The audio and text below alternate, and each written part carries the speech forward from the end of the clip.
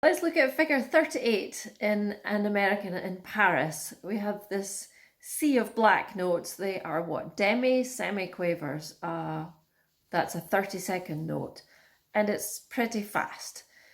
At first I thought this was unplayable. I was going to declare it unplayable. We have to do something else. But I watched the Berlin Philharmonic playing it, and I saw the violins.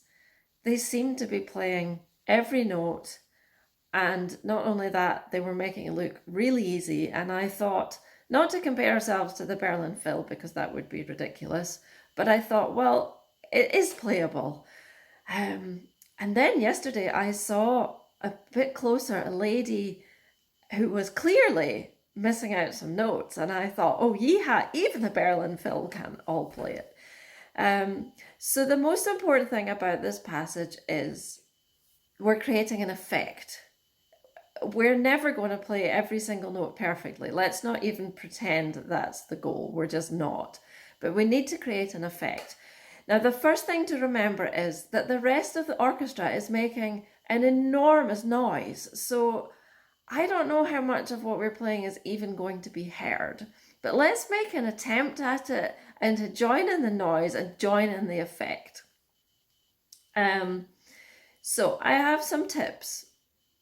First off, practice it really slowly and decide on a fingering and stick to the fingering and know your fingering really, really well.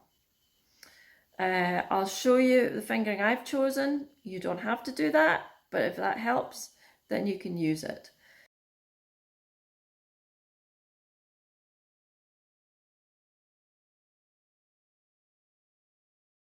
When I say slowly, I mean slowly.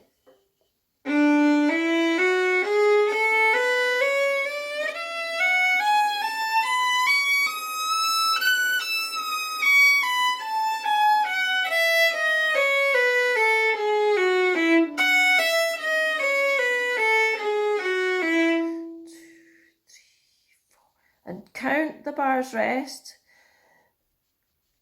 so that we know what happens in between. I'm still counting here.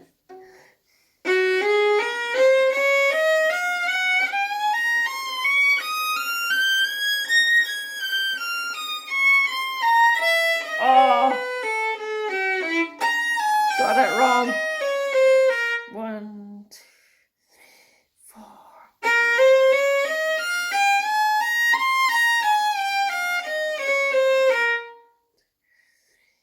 Seems like an age.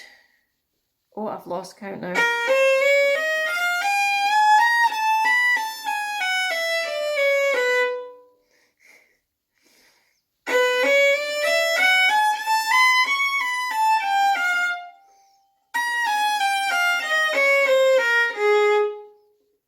So it seems a bit tedious, and well, to be honest, it is.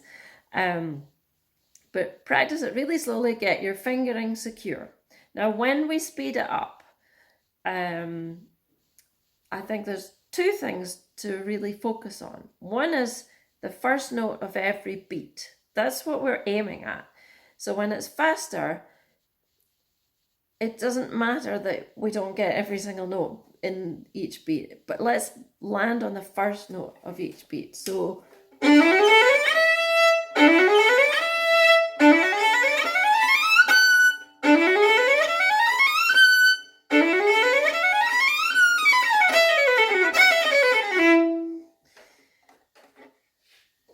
you can hear I wasn't playing all the notes in the right place at the right times, but I think I was getting it on the beat. And then there's something about your bow is making the rhythm. The bow changes on the beat. So let's not just focus so much on the fingers, that the bow is actually making the rhythm. And keep your bow moving and try and keep as nice a tone as possible, even though it's a bit chaotic.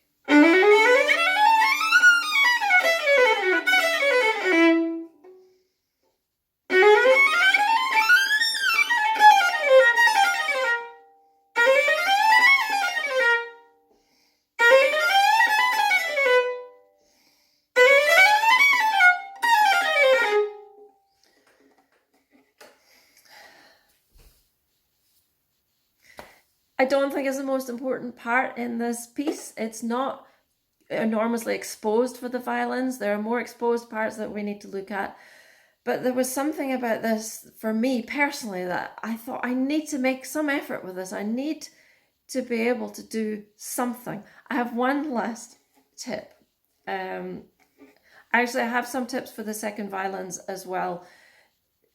If it's easier to play any of it down an octave, then do. So for example,